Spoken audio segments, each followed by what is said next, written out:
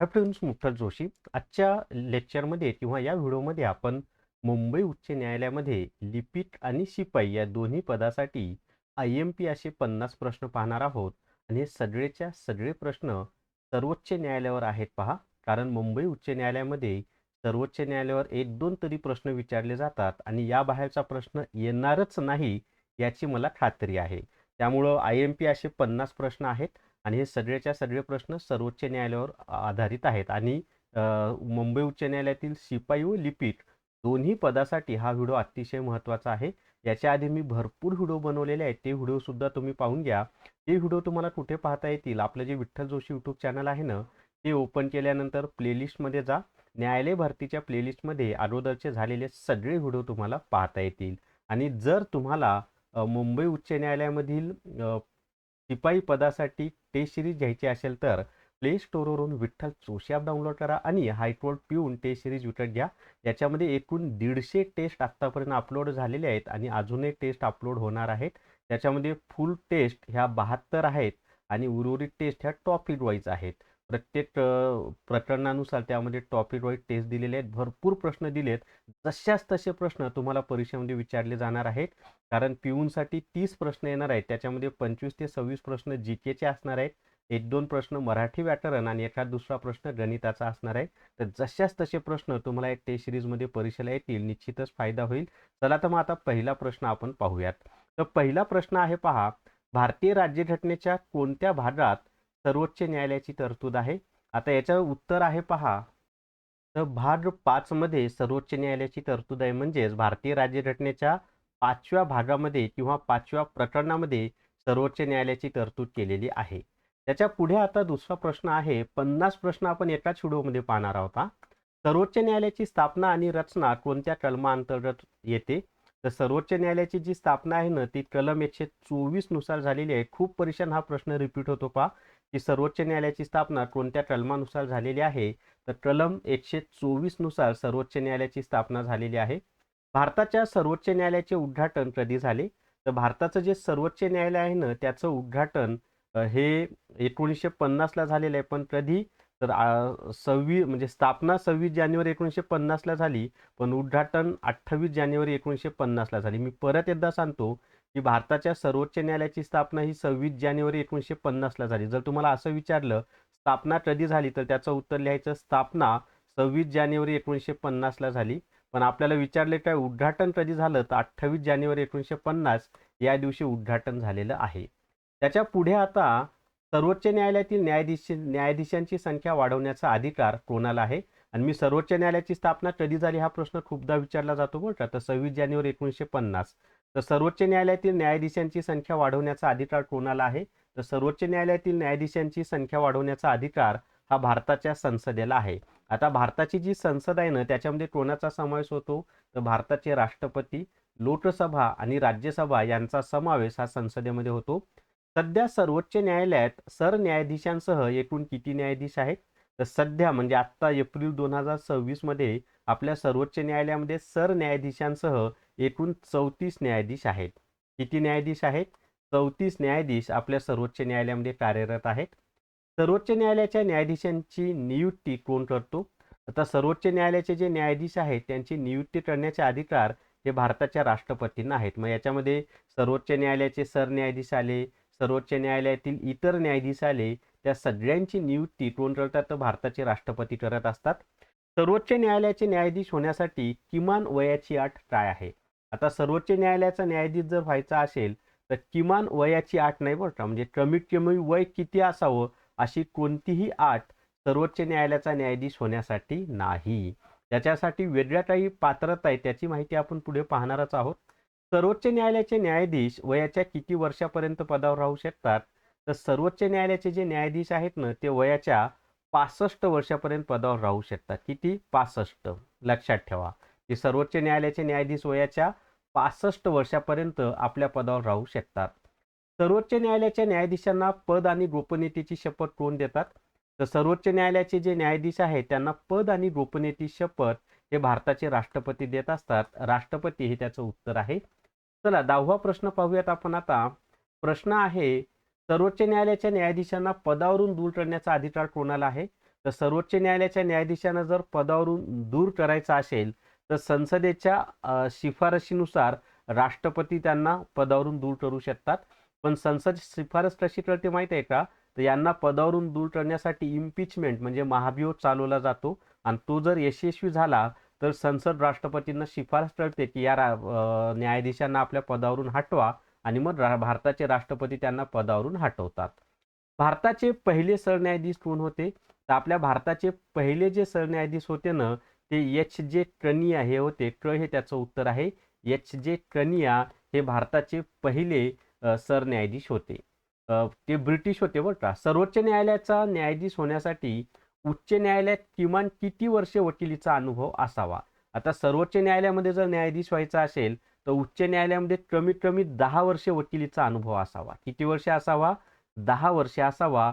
हे त्याचं उत्तर आहे. म्हणजे सर्वोच्च न्यायालयामध्ये जर न्यायाधीश व्हायचा असेल तर उच्च न्यायालयामध्ये कमीत कमी 10 वर्षे वकील म्हणून काम केलेलं असणं आवश्यक आहे. सर्वोच्च न्यायालयाचा न्यायाधीश होण्यासाठी उच्च न्यायालयात किमान किती वर्षे न्यायाधीश म्हणून काम केलेलं असावं? आता वर काय सांगितलं होतं? वकील म्हणून. वकील म्हणून किती वर्षे सांगितलं होतं? 10 वर्षे. पण न्यायाधीश म्हणून किती वर्षे काम केलेलं असावं होतं? 5 वर्षे. दोन्हीमधला फरक समजून घ्या की सर्वोच्च न्यायालयाचा जर न्यायाधीश व्हायचा असेल तर उच्च न्यायालयामध्ये वकील म्हणून 10 वर्षे काम केलेलं असावं किंवा उच्च न्यायालयामध्ये न्यायाधीश म्हणून 5 वर्षे काम केलेलं असावं. क्लिअर झाले दोन्हीमधला फरक? किंवा बरं का दोन्ही नाही, दोन्हीपैकी कुठली तरी एक पात्रता पाहिजे. सर्वोच्च न्यायालयाचे कामकाज कोणत्या भाषेत चालतं? तर सर्वोच्च न्यायालयाचं जे कामकाज आहे ना ते इंग्रजी भाषेमध्ये चालतं. खरं म्हणजे सर्वोच्च न्यायालय असेल, उच्च न्यायालय असेल, जिल्हा न्यायालय असेल, या सगळ्यांचं कामकाज हे भारतीय भाषांमध्ये चालणं खूप गरजेचं आहे. कारण लोकांना कळेल अशी भाषा तिथं वापरणं महत्त्वाचं आहे. अभिलेख न्यायालय ज्याला आपण इंग्लिशमध्ये कोर्ट ऑफ रेकॉर्ड असं म्हणतो, म्हणून कोणते न्यायालय ओळखले जाते? तर भारताचं अभिलेख न्यायालय आपण कोणाला म्हणतो माहिती आहे का? तर उच्च न्यायालयाला पण म्हणलं जातं आणि सर्वोच्च न्यायालयाला पण म्हणलं जातं. म्हणून याचं उत्तर आहे ब आणि क दोन्ही. म्हणजे सर्वोच्च न्यायालय आणि उच्च न्यायालय हे काय आहेत? अभिलेख न्यायालय आहेत. पण याच्यामध्ये सर्वोच्च न्यायालय हे कसं आहे? सर्वश्रेष्ठ आहे आणि सर्वोच्च न्यायालय कलम 29 नुसार सर्वोच्च न्यायालय हे अभिलेख न्यायालय आहे. आणि सर्वोच्च न्यायालय हे संपूर्ण भारतासाठी अभिलेख न्यायालय आहे आणि उच्च न्यायालय हे त्याच्या कार्यक्षेत्रापुरतंच अभिलेख न्यायालय आहे. आणि अभिलेख न्यायालय म्हणजे काय? तर सर्वोच्च न्यायालयानं दिलेले निर्णय हे भारतातील सगळ्या न्यायव्यवस्थेला मानावे लागतात.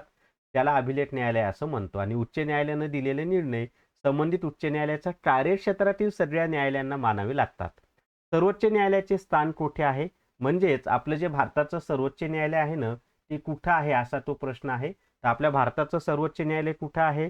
नवी दिल्ली या ठिकाणी आहे. सर्वांना माहिती आहे की सर्वोच्च न्यायालय कुठं आहे? नवी दिल्ली या ठिकाणी सर्वोच्च न्यायालय आहे. 2 राज्यांमधील वाद सोडवणे हा सर्वोच्च न्यायालयाचा कोणता अधिकार आहे? तर राज्यांमधील वाद सोडवणे हा जो सर्वोच्च न्यायालयाचा आहे ना हा प्रारंभिक अधिकार क्षेत्रामध्ये येतो. प्रारंभिक अधिकार क्षेत्र म्हणजे काय माहिती आहे का? सर्वोच्च न्यायालयाचं प्रारंभिक अधिकार क्षेत्र म्हणजे जे खटले सर्वप्रथम सर्वोच्च न्यायालयामध्येच दाखल करावे लागतात त्यालाच आपण सर्वोच्च न्यायालयाचं प्रारंभिक अधिकार क्षेत्र असं म्हणतो. म्हणजे 2 राज्यांमध्ये जर वाद झाला तर त्या संदर्भात सर्वोच्च न्यायालयामध्येच जावं लागतं, उच्च न्यायालयात जाता येत नाही. म्हणून ते सर्वोच्च न्यायालयाचं प्रारंभिक अधिकार क्षेत्र आहे. राष्ट्रपती कोणत्या कलमान्वये सर्वोच्च न्यायालयाला सल्ला देऊ शकतात? आता राष्ट्रपती कोणत्या कलमान्वये सर्वोच्च न्यायालयाला सल्ला देऊ शकतात? तर ते आहे कलम 143. काय उत्तर आहे? कलम 143 हे त्याचं उत्तर आहे. कलम पण महत्त्वाचे असतात बरं का. मूलभूत हक्कांच्या संरक्षणासाठी सर्वोच्च न्यायालयात किती प्रकारचे आदेश किंवा प्रादेश ज्याला आपण इंग्लिशमध्ये रिट्स असं म्हणतो काढू शकतो? तर मूलभूत हक्कांच्या संरक्षणासाठी सर्वोच्च न्यायालयानं 5 प्रकारचे प्रादेश किंवा रिट्स काढू शकतो. किती प्रकारचे? 5 प्रकारचे आहेत ते. बंदी प्रत्यक्षीकरण आहे, मॅन्डामस आहे, उत्प्रेक्ष आहे. राज्यघटनेचा अंतिम अर्थ लावण्याचा अधिकार कोणाला आहे? तर राज्यघटनेचा जर अंतिम अर्थ लावायचा असेल ना तर तो अधिकार सर्वोच्च न्यायालयाला आहे. अजून 30 प्रश्न पाहिजेत मित्रांनो. पण जर तुम्हाला हायकोर्ट क्लर्क टेस्ट सिरीज घ्यायची असेल तर प्ले स्टोअरवरून विठ्ठल जोशी ॲप डाउनलोड करा आणि हायकोर्ट क्लर्क टेस्ट सिरीज विकत घ्या. याच्यामध्ये 90 प्रश्नांच्या 10 फुल टेस्ट दिलेल्या आहेत आणि टॉपिक वाईज टेस्ट 200 पेक्षा जास्त दिलेले आहेत. सराव भरपूर होणार आहे तुम्हाला आणि याच्यातले बरेचसे प्रश्न रिपीट होणार आहेत. किंवा गणित, बुद्धिमत्ता, इंग्लिशचे जे नियम प्रश्न दिले त्या स्वरूपाचे प्रश्न परीक्षेत येणार आहेत. सरावासाठी खूप महत्त्वाची टेस्ट सिरीज आहे. आणि जर तुम्हाला लिपिक आणि शिपाई दोन्ही पदाचा अभ्यासक्रमासाठी ई बुक घ्यायचा असेल म्हणजे तर न्यायालय भरती ई बुक आहे पहा. याच्यामध्ये लिपिक आणि शिपाई दोन्ही पदांचा सिलेबस छानपैकी दिलेला आहे. झालेले पेपर दिलेले आहेत. सरावासाठी भरपूर टेस्ट सुद्धा याच्यामध्ये पण दिलेले आहेत. तर न्यायालय भरती ई बुक लिपिक आणि शिपाई दोन्हीचा सिलेबस कव्हर करण्यासाठी आहेत. यामध्ये झालेले पेपर दिलेले आहेत. त्याचबरोबर हायकोर्ट क्लर्क टेस्ट सिरीजमध्ये सुद्धा लिपिकचे झालेले सगळे पेपर दिलेले आहेत. आणि हायकोर्ट पिऊन टेस्ट सिरीजमध्ये सुद्धा पिऊनचे उच्च न्यायालयाचे झालेले सगळे पेपर PYQ सुद्धा दिलेले आहेत. चला त्याच्या पुढचा प्रश्न आहे आता 21 नंबरचा प्रश्न तुम्हाला आता स्क्रीनवर दिसेल पहा. आणि प्रश्न आहे सर्वोच्च न्यायालयाने स्वतः दिलेल्या निर्णयाचा पुनर्विचार करणे हे कोणत्या कलमात आहे. आता सर्वोच्च न्यायालयाने जर स्वतः दिलेला निर्णय असेल आणि त्याचा पुनर्विचार करायचा असेल त्याला तर त्याची माहिती कलम 137 मध्ये दिलेली आहे. म्हणजे सर्वोच्च न्यायालयानं एखादा निर्णय दिलेला आहे आणि तो निर्णय जर मान्य नसेल तर सर्वोच्च न्यायालयाला त्यांनी दिलेल्या निर्णयावर पुनर्विचार करण्याचा अधिकार असतो. ते कलम 137 नुसार आहे. सर्वोच्च न्यायालयाच्या न्यायाधीशांचे पगार आणि भत्ते कशातून दिले जातात. आता सर्वोच्च न्यायालयाचे जे न्यायाधीश आहेत त्यांचे पगार आणि भत्ते जे आहेत ना तो भारताच्या संचित निधीमधून दिले जातात. कशातून दिले जातात. भारताच्या संचित निधीमधून दिले जातात. त्याच्यानंतर सर्वोच्च न्यायालयाच्या न्यायाधीशांच्या संख्येमध्ये वाढ करण्याचा अधिकार कोणाला आहे. तर सर्वोच्च न्यायालयाची न्यायाधीशांची संख्या जर वाढवायची असेल तर त्याच्यामध्ये वाढ करण्याचा अधिकार हा भारताच्या संसदेला आहे. कोणाला आहे. भारताच्या संसदेला आहे.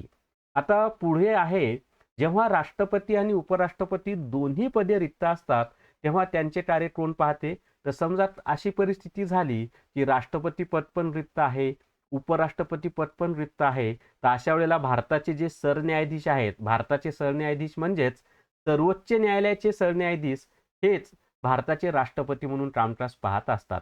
एकदा असं झालेलं आहे पहा. एकदा असं भारतामध्ये झालेलं आहे की भारताचे राष्ट्रपती आणि उपराष्ट्रपती दोन्ही पद खाली होते. व त्यावेळेला नजमा हेपतुल्ला हे भारताचे सरन्यायाधीश राष्ट्रपती म्हणून त्यांनी काम पाहिलं होतं. माझं नाव चुकत असेल तर मला कमेंट करून सांगा बरं का. पण भारताचे असे सरन्यायाधीश होते ज्यांनी भारताचे राष्ट्रपती म्हणून काम पाहिले. त्याचं नाव मला कमेंट करून आवर्जून सांगा. आणि व्हिडिओला सर्वांनी लाईक करा. कमीत कमी किती लाईक आले पाहिजे माहिती आहे का. कमीत कमी 500 लाईक आले पाहिजे. किती लाईक आले पाहिजे. कमीत कमी 500 लाईक या व्हिडिओमध्ये आले पाहिजे. सर्वोच्च न्यायालयातील पहिल्या महिला न्यायाधीश कोण आहेत. तर सर्वोच्च न्यायालयातील पहिल्या महिला न्यायाधीश एम फातिमा बीवी हे आहेत किंवा त्यांना बीबी असंही म्हटलं जातं. तर काय उत्तर आहे त्याचं. एम फातिमा बीवी ह्या सर्वोच्च न्यायालयाच्या पहिल्या महिला न्यायाधीश आहेत. केंद्र आणि राज्य यांच्यातील वादाचा निर्णय घेण्याचा सर्वोच्च न्यायालयाचा अधिकार कशात येतो. तर केंद्र आणि राज्य म्हणजे केंद्र सरकार आणि राज्य सरकार यांच्यामध्ये जर वाद झाला तर तो प्रारंभिक अधिकार क्षेत्रामध्येच येतो. म्हणजे केंद्र सरकार आणि राज्य सरकार यांच्यामध्ये जर वाद झाला तर त्या वाद तर कुठल्या न्यायालयामध्ये जाता येतं. सर्वोच्च न्यायालयामध्येच तो खटला दाखल करावा लागतो म्हणून तो प्रारंभिक अधिकार क्षेत्रामध्ये येतो. कोणत्या कलमानुसार सर्वोच्च न्यायालयाने घोषित केलेला कायदा सर्व न्यायालयांवर बंधनकारक असतो. मी तुम्हाला आधीच सांगितलंय रेकॉर्ड कोर्ट. तर कोणत्या कलमानुसार सर्वोच्च न्यायालयाने घोषित केलेला कायदा सर्व न्यायालयांवर बंधनकारक असतो. तर त्याचं उत्तर आहे कलम 141. काय उत्तर आहे त्याचं. कलम 141 नुसार सर्वोच्च न्यायालयानं घोषित केलेले जे काही निर्णय आहेत ते भारतातील सर्व न्यायालयांवर बंधनकारक असतात. सर्वोच्च न्यायालयात तदर्थ म्हणजे ॲडहॉक न्यायाधीशांची नियुक्ती कोण करतो. तर सर्वोच्च न्यायालयामध्ये तदर्थ म्हणजेच ॲडहॉक जे न्यायाधीश आहेत त्यांची नियुक्ती करण्याचा अधिकार हे सरन्यायाधीशांना आहे. पण नियुक्ती करायच्या आधी त्यांना राष्ट्रपतींची पूर्वपरवानगी घ्यावी लागते. राष्ट्रपतींच्या पूर्वपरवानगीने सरन्यायाधीश तदर्थ म्हणजे ॲडहॉक न्यायाधीशांची नियुक्ती करतो. आता या ठिकाणी ना तदर्थ किंवा ॲडहॉक न्यायाधीश म्हणजे काय माहिती आहे का. समजा सर्वोच्च न्यायालयामध्ये सध्या 34 न्यायाधीश आहेत मी तुम्हाला सांगितलं. पण न्यायाधीशांची संख्या कमी पडत आहे. मग एखादा खटला चालवण्यासाठी अजून न्यायाधीश पाहिजे तर त्यावेळेला तात्पुरत्या स्वरूपामध्ये सर्वोच्च न्यायालयामध्ये जे न्यायाधीश नेमले जातात त्याला तदर्थ न्यायाधीश असं म्हटलं जातं. क्लिअर झालंय. तात्पुरते न्यायाधीश असतात ते. आता त्याच्या पुढे न्यायालयीन पुनर्विलोकन ज्याला आपण ज्युडिशियल रिव्ह्यू म्हणतो ही संकल्पना भारताने कोणत्या देशाकडून घेतलेली आहे. तर न्यायालयीन पुनर्विलोकन म्हणजे ज्युडिशियल रिव्ह्यू ही जी संकल्पना आहे ना, ही भारताने अमेरिका या देशाकडून घेतलेली आहे. म्हणजे न्यायालयानं दिलेला निर्णय असेल तर त्याचं पुनर्विलोकन करण्याचा अधिकार असतो, ते आपण अमेरिका या देशाकडून घेतलेला आहे. जनहित याचिका म्हणजेच PIL. PILचा मला फुल फॉर्म कमेंट करून सांगा. जनहित याचिका म्हणजेच PIL, त्याचा फुल फॉर्म मला सांगा. जनहित याचिकाची सुरुवात भारतात कोणामुळे झाली? तर भारतामध्ये जनहित याचिकांची सुरुवात ही न्यायमूर्ती PN भगवती यांच्यामुळे झालेली आहे. कोणामुळे झालेली आहे? तर न्यायमूर्ती PN भगवती यांच्यामुळे झालेली आहे. चला त्याच्या पुढे 31 नंबरचा प्रश्न आहे आता. व्हिडिओला सर्वांनी लाईक करा, कमीत कमी 500 लाईक आले पाहिजे. सर्वोच्च न्यायालयाच्या न्यायाधीशांच्या निवृत्तीनंतर त्यांना कोठे वकिली करता येते? तर सर्वोच्च न्यायालयाच्या न्यायाधीशांच्या निवृत्तीनंतरनं त्यांना कोणत्याही न्यायालयात वकिली करता येत नाही. कारण ते जर सर्वोच्च न्यायालयाचे न्यायाधीश म्हणून काम पाहिलं असेल आणि ते जर कोणत्या न्यायालयामध्ये वकील म्हणून काम करत असतील तर त्या न्यायालयातील न्यायाधीश दबावाखाली काम करतील, म्हणून त्यांना कोणत्याही न्यायालयामध्ये काम करता येत नाही. क्युरेटिव्ह पिटिशन ही संकल्पना कोणत्या खटल्यामुळे समोर आली?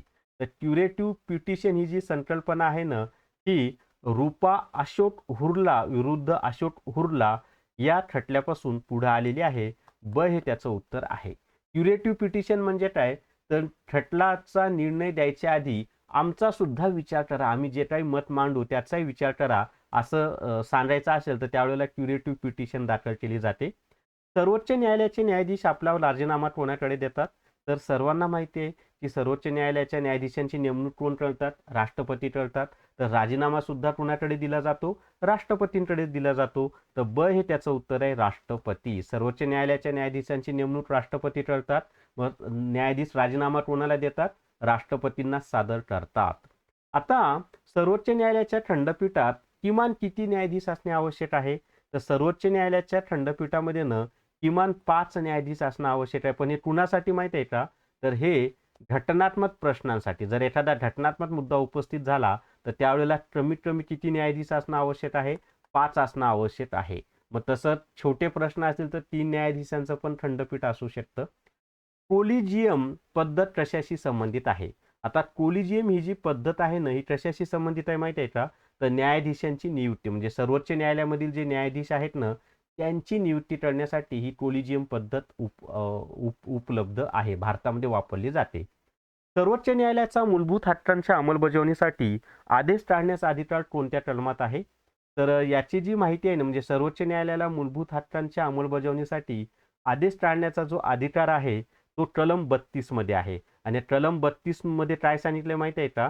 की भारतीय नागरिकांना जे 6 प्रकारचे मूलभूत हक्क दिलेले आहेत त्याचं पालन जर शासन करत नसेल तर त्याच्या विरोधामध्ये तो नागरिक स्वतः किंवा त्याचे नातेवाईक हे सर्वोच्च न्यायालय किंवा उच्च न्यायालयामध्ये 5 प्रकारच्या रिट याचिका दाखल करू शकतात. आणि म्हणूनच डॉक्टर बाबासाहेब आंबेडकर यांनी कलम 32ला भारतीय राज्यघटनेचा आत्मा व हृदय असं म्हटलेलं आहे. अजून 15 प्रश्न आपल्याला पाहिजेत मित्रांनो.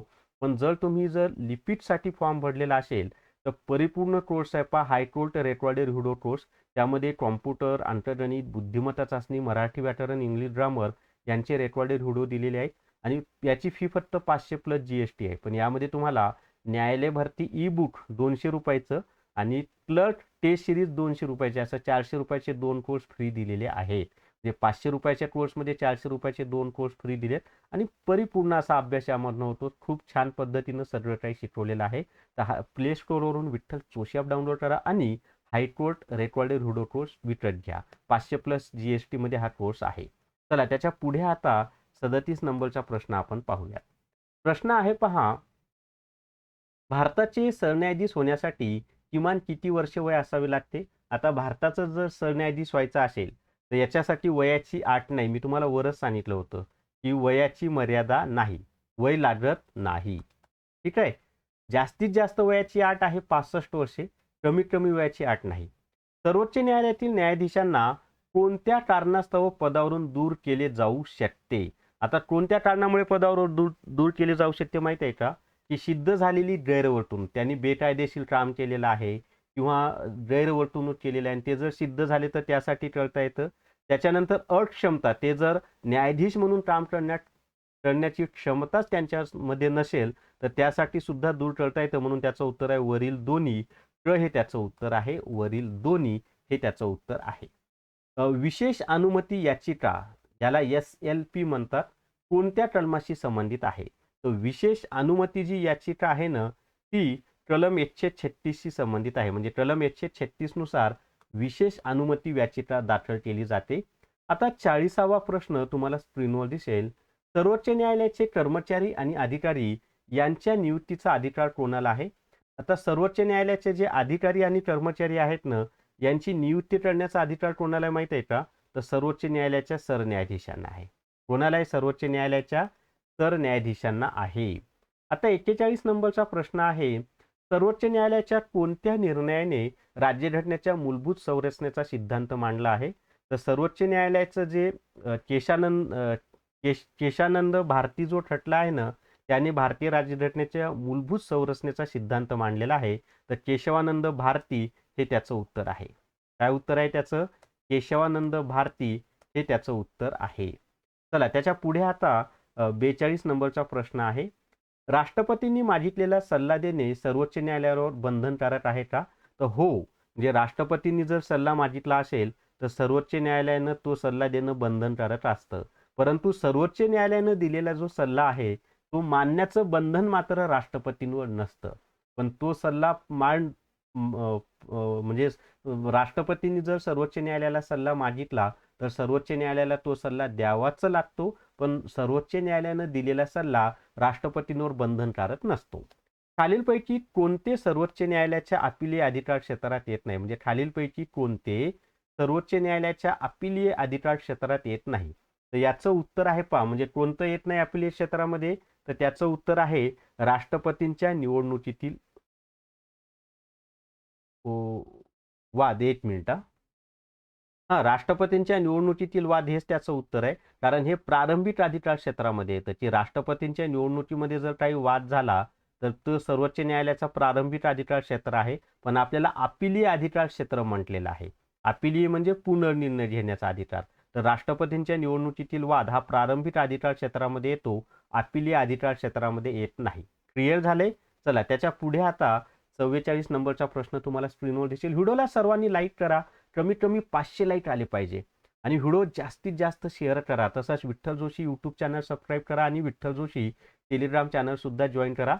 सर्वोच्च न्यायालयाच्या न्यायाधीशांचे वेतन आर्थिक आणीबाणीच्या काळात कमी केले जाऊ शकते का? म्हणजे जेव्हा भारतामध्ये आर्थिक आणीबाणी लागू होते त्यावेळेला सर्वोच्च न्यायालयाच्या न्यायाधीशांचं वेतन कमी होतं का? तर हो, होतं. आणि आर्थिक आणीबाणी कोणत्या कलमानुसार लागू केली जाते? तर कलम 360 नुसार. कोणत्या कलमानुसार? कलम 360 नुसार. भारताचे सरन्यायाधीश म्हणून सर्वात मोठा कार्यकाळ कोणाचा होता? तर भारताचे सरन्यायाधीश म्हणून सर्वात मोठा कार्यकाळ हा Y.V. चंद्रचूड यांचा होता. आणि हे चंद्रचूड आपल्या महाराष्ट्राचे मराठी बरं का. तर चंद्रचूड यांचा कार्यकाळ हा सर्वात जास्त होता आतापर्यंत किंवा सर्वात मोठा होता. भारताचे सरन्यायाधीश म्हणून सर्वात कमी कार्यकाळ कोणाचा होता? तर भारताचे सरन्यायाधीश म्हणून सर्वात कमी कार्यकाळ हा कोणाचा होता माहित आहे का? तर KN सिंग यांचा होता. फक्त 17 दिवस ते भारताचे सरन्यायाधीश होते. सध्या भारताचे सरन्यायाधीश कोण आहेत माहित आहे? सूर्यकुमार यादव आहेत. ठीक आहे. मी चुकत असेल तर कमेंट करून तुम्ही सांगा. सध्या भारताचे सरन्यायाधीश कोण आहेत? त्याच्यावर तुम्हाला परीक्षेमध्ये प्रश्न येईल की 2026 मध्ये भारताच्या सर्वोच्च न्यायालयाचे सरन्यायाधीश कोण आहेत. चला त्याच्या सूर्यकुमार बोललो, सॉरी. सूर्यकांत हे सध्या भारताचे सरन्यायाधीश आहेत बरं का, सूर्यकांत. पुढचा प्रश्न आहे. सर्वोच्च न्यायालयाच्या न्यायाधीशांच्या आचरणावर संसदेत चर्चा करता येते का? आता सर्वोच्च न्यायालयाचं जे आचरण आहे ना त्याच्यावर चर्चा करता येते का? तर नाही. केवळ महाभियोग ठराव असेल तरच चर्चा करता येते. म्हणजे न्यायाधीशाच्या विरोधामध्ये जर महाभियोग ठराव मांडलेला असेल तर आणि तरच त्यांच्या विरोधामध्ये आपण चर्चा करू शकतो. कुठे? संसदेमध्ये. आता या ठिकाणी लक्षात ठेवा की जर एखाद्या सर्वोच्च न्यायालयाच्या न्यायाधीशांवर महाभियोग चालवायचा असेल किंवा उच्च न्यायालयाच्या न्यायाधीशांवर महाभियोग चालवायचा असेल तर 14 दिवस अगोदर त्यांना नोटीस द्यावी लागते बरं का. हे पण लक्षात ठेवा. आणि सध्या भारताच्या सर्वोच्च न्यायालयाचे सरन्यायाधीश कोण आहेत? तर सूर्यकांत आहेत. कोण आहेत? सूर्यकांत हे आहेत. मी काय सूर्यकुमार यादव असं बोललो, ते क्रिकेटरचं नाव माझ्या डोक्यात आलं. सूर्यकांत हे सध्या भारताच्या सर्वोच्च न्यायालयाचे न्यायाधीश आहेत. आणि ते किती आहेत माहिती आहे का? तर 53वे. हे पण माहिती असू दे. याच्यावर सुद्धा प्रश्न येईल की भारताच्या सर्वोच्च न्यायालयाचे 53वे सरन्यायाधीश कोण आहेत? तर सूर्यकांत आहे, ज्याची सध्या आता एप्रिल 2026 मध्ये आहे. क्लिअर झालंय? चला त्याच्या पुढचा प्रश्न आहे आता. सर्वोच्च न्यायालयाच्या कोणत्या कलमात पूर्ण न्याय देण्याचे अधिकार आहेत? आता सर्वोच्च न्यायालयाचं जे कलम आहे ना, ज्यामध्ये पूर्ण न्याय देण्याचे अधिकार आहेत, तर ते कलम आहे पहा, कलम 142. काय उत्तर त्याचं? कलम 142 हे त्याचं उत्तर आहे. आता 49 नंबरचा प्रश्न आपण पाहूयात. पुढचा प्रश्न आहे, सर्वोच्च न्यायालयाच्या न्यायाधीशांची संख्या सध्या 34 आहे. ती मूळ राज्यघटनेमध्ये किती होती? म्हणजे आता सध्या सर्वोच्च न्यायालयाचे न्यायाधीश किती आहेत? 34 आहेत. पण मूळ राज्यघटनेमध्ये किती होते माहिती आहे का? 8च होते. त्याच्यामध्ये 7 इतर न्यायाधीश होते, एक मुख्य न्यायाधीश म्हणजे सरन्यायाधीश, असे एकूण किती होते? 8च होते. म्हणजे मूळ जेव्हा सर्वोच्च न्यायालयाची स्थापना झाली तेव्हा राज्यघटनेमध्ये फक्त 8च न्यायाधीशांचा उल्लेख होता. पण सध्या किती आहेत? 34 आहेत. 33 प्लस 1. 33 इतर न्यायाधीश आणि सरन्यायाधीश. उच्च न्यायालयाकडून सर्वोच्च न्यायालयाकडे अपील करण्यासाठी लागणारे प्रमाणपत्र कोणत्या कलमामध्ये आहे? तर ते कलम 134A मध्ये त्याची माहिती दिलेली आहे. कशामध्ये दिलेली आहे? कलम 134A मध्ये त्याची माहिती दिलेली आहे. आणि जर तुम्हाला हायकोर्ट पिऊन टेस्ट सिरीज घ्यायची असेल तर प्ले स्टोअरवरून विठ्ठल जोशी ॲप डाउनलोड करा आणि हायकोर्ट पिऊन टेस्ट सिरीज विकत घ्या. याच्यामध्ये आत्तापर्यंत 150 टेस्ट मी दिलेले आहेत. अजूनही त्यामध्ये वाढ होईल. फुल टेस्ट 72 आहेत आणि बाकी टॉपिकनुसार टेस्ट आहेत. पण याच्यातले जशाच तसे प्रश्न तुम्हाला परीक्षेला येतील याची मला तरी खात्री आहे. आणि फी फक्त 200 प्लस GST आहे. त्याचबरोबर हायकोर्ट प्लस टेस्ट सिरीज सुद्धा विठ्ठल जोशी ॲपमध्ये उपलब्ध आहे. याच्यामध्ये 10 फुल टेस्ट आहेत आणि 200 पेक्षा जास्त टॉपिक वाईज टेस्ट आहेत. अशा 2 टेस्ट उपलब्ध आहेत. तर या व्हिडिओमध्ये एवढीच माहिती. या व्हिडिओला सर्वांनी लाईक करा, शेअर करा आणि विठ्ठल जोशी जे आपले यूट्यूब चॅनल आहे ते सबस्क्राईब करा. थांबूयात. धन्यवाद.